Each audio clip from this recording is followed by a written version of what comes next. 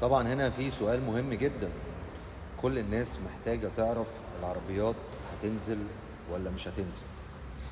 لحد دلوقتي الرؤية مش واضحة، ومش واضحة بأي ملامح، هل هي في نزول ولا مفيش نزول. طب امتى الرؤية هتوضح؟ لما يحصل تعويم. لو حصل تعويم، وعلى فكرة التعويم لو حصل هو من مصلحة البلد ان يحصل تعويم، فده هيفرق كتير جدا جدا في سعر السوق السوداء. لان اللي مبوظ الدنيا في العربيات حاجتين: سعر الصرف والسوق السوداء اللي هو السوق الموازية، ومصاريف الشحن.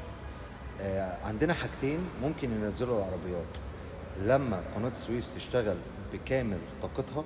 دي أول حاجة. الحاجة التانية لما يتم تعويم. لو تم التعويم أكيد سعر الصرف في السوق السوداء هيحصل فيه خلل، فده هيؤدي إن سعر العربيات هتنزل، وده وارد بنسبة كبيرة جدا إنه ممكن يحصل.